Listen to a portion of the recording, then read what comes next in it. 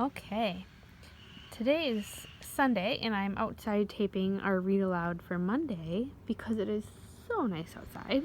I thought, why would I read inside when I could sit outside in the beautiful sunshine? Okay, so I picked a new book for us to dig into these next couple days, or I don't know however long it takes us, maybe a week or so. Horrible Harry and the Ant Invasion. Okay, so this is a new series I'm going to introduce you guys. If you like it, you can always check out other Horrible Harry books. I picked the ant invasion because we're learning about ants in math class.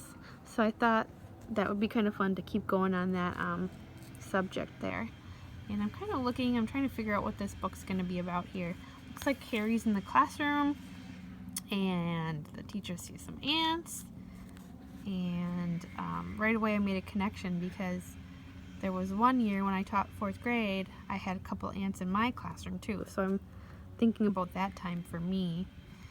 But luckily Mr. Mark helped solve that problem and took care of the ants for us. But that's why I kind of chose this book. I'm interested in to see why Harry is so horrible, and I want to know more about ants. Okay, see what happens in the story with the ants. Readers also get ready to read the book. Oftentimes they'll look at the back before they jump right in just to see what they're going to get themselves into, okay? So live ants are coming to room 2B, and Harry gets to take care of them when he arrives. As ant monitor, he'll be helping the teacher transfer all the ants to... Sorry, I got distracted because look what... That's what happens when you read outside. All of a sudden a bug just kind of flew right by me. Okay, now I gotta get focused now. Gotta get focused on my book. So first of all, it's interesting that he's an ant monitor. That's kind of a funny job to have. Alright, he's helping the teacher transfer all of the ants to their new home in the classroom, where everyone can watch them. I wonder if the new home is this little ant case they have here. But Horrible Harry's ideas keep getting him into trouble. So what if he happens to put the ants right on top of Mrs. Foxworthy's container of yogurt? Oh boy. Unfortunately, when a few of the ants manage to escape, Horrible Harry knows exactly what to do. But then a very sad accident occurs in the classroom fish tank, and Harry feels terrible, even though it's not his fault. Ugh, the bug. The bug was jumping at the book. Maybe reading outside was not a good idea for me. Maybe I'm going to be a little distracted. So anyway, something happens with the fish tank, an accident. He feels terrible and he thinks it's not his fault. As room 2B finds out, some ideas can be too horrible. So I wonder if he gets his name from just like the bad choices he makes. Horrible Harry. Maybe he's kind of up to no good. Alright. Instead of jumping right in again, I am going to look at the table of contents to see what we're going to be reading about. The chapters. Horrible Harry and the Ant Invasion. Horrible Harry and the Squared Ants. Wait, are these other books? No, these are Horrible Harry and the Deadly Fish Tank. Horrible Harry and the Class Picture. Okay, I thought maybe these were other books that the authors wrote, but I guess those are the names of the chapters. I'm noticing that the first chapter is really long. It's over 20 pages long. So I think what I'm going to do is I'm going to read until I feel like it's a good spot to stop. So we might not finish the chapter each time. Still a lot of pages. So it makes me think of during independent reading in our classroom when I say, okay, if you're at a good stopping point, why don't you put a bookmark in your book, right? Because if I'm reading the chapter and I'm right in the middle of a sentence at a good part in the book, I'm not going to stop, put my bookmark there and pick up tomorrow. You're going to keep reading until you feel like you're at a good point. Like maybe finish the page or maybe finish that event. So I'm going to do that today. I'm going to kind of stop until I feel like I'm at a good stopping point. Okay? Some of you might at home be saying, no, keep reading. But then you'll have to tune in tomorrow to see what happens, okay? Looks like there's more ants in a little tube here. And I bet you the ant invasion happens because Harry probably lets them all out. That's what I'm thinking. Alright. When Harry and I walked into room 2B, we couldn't believe our eyes. Look at that, I said. Wow, what is it, Doug? Harry asked me. It's an ant city. Ants? Harry grinned. Then he rubbed his hands together like this. He's probably thinking, I got a good idea. Oh boy. Harry loves anything that crawls, slithers, or slides. He loves slimy things, hairy things, creepy things. Harry loves anything horrible. The ants aren't arriving yet, Mrs. Mackle said, but they should come in any day now in the mail. The mail? Sydney made a face. Ew-y. There are going to be ants in Mrs. Mackle's mailbox? Harry flashed his white teeth. Neato, he said. Are we going to have an ant monitor? Mrs. Mackle looked at the list of jobs on the monitor chart. We're going to need one. Would you be interested, Harry? Harry smiled so wide, his silver filling showed in the back. What does Yather mean by silver filling? Do you guys know? Do you have background knowledge? Must mean he had a cavity, right? You get a filling. Mrs. Mackle printed Harry's name next to the ant monitor. 1 week later, when the class was lined up in the hall by the office, Mrs. Mackle checked her mailbox. She found a small manila envelope in it. When she opened it, she pulled out a plastic vial.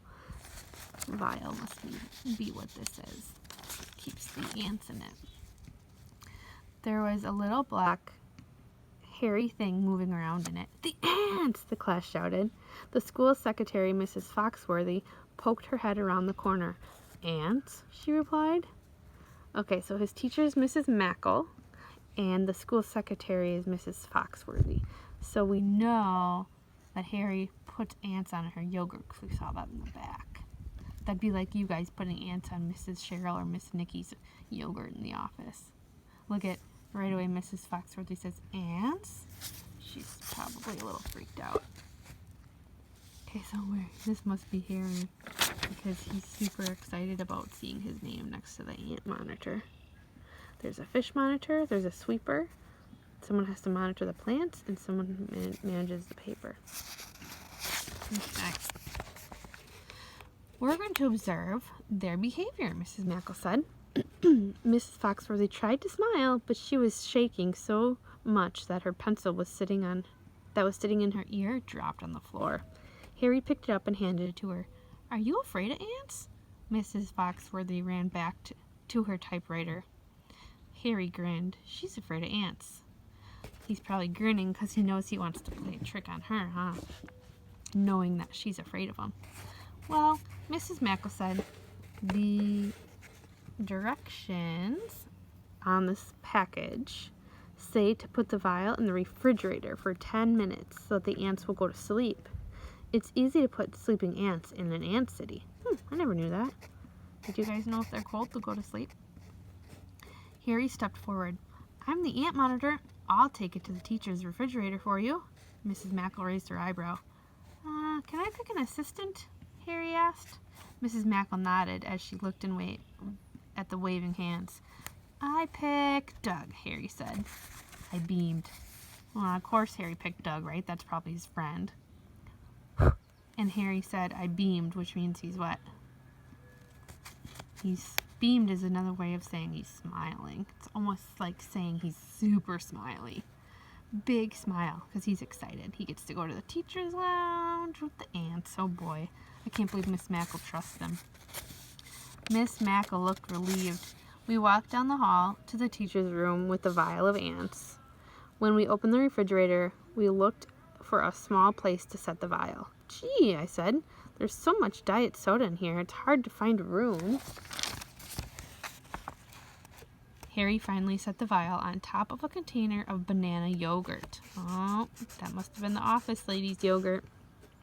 Then we walked back down the hall. Mrs. Foxworthy was coming towards us. Hello, boys, she said in a cheery voice. Taking your morning break? Harry asked. Mrs. Foxworthy... Oh, I keep saying Foxworthy. It's Foxworth. Mrs. Foxworth nodded. Thought I would have a little banana yogurt. Harry and I stopped. We looked at each other. Mrs. Foxworth closed the teacher's room door. Then we heard it. A shrill scream. Harry and I walked down to room 2B, laughing. 10 minutes later, Mrs. Mackle brought the vial of ants back to the classroom. Everyone gathered around the accents table. Oh, the science table. I think I should do this, boys and girls. Mrs. Mackle said. Some ants bite, and I don't want any of you to touch one. Is that clear? Everybody nodded their heads. Mrs. Mackle took the roof off the ant's house. Then she took the cap off of the vial. We all watched her pour the ants into a small opening. Their bodies look like raisins, Ida said. That's the way they sleep, Ida. They're all rolled up, Mrs. Mackle replied. Ewy, Sydney groaned. They're gross. The teacher looked at Sydney. We are scientists, and we are observing ant behaviors. Someday, someone in room 2B may be a great scientist and make great discoveries in a lab. Harry and I pointed at each other. We were planning to be great scientists someday. Okay, I'm going to stop right there. Because we're just at a good part where she's going to dump the ants into the ant cage there. And then I just found out that Doug's telling the story because he keeps referring to his friend Harry. Harry and him were planning on being great scientists. So I wonder if this is Harry. This might be Doug. We'll have to see. So Doug's telling the story. Okay? And we'll pick up tomorrow right at the part where Mrs. Mackle's going to put the ants in. And you know what I thought of when she said that she wants to do that part because some ants bite? That made me think of Mrs. Foxworth in the office going to grab her yogurt. I wonder if she's going to get bit. Oh boy. All right, we'll see what happens tomorrow.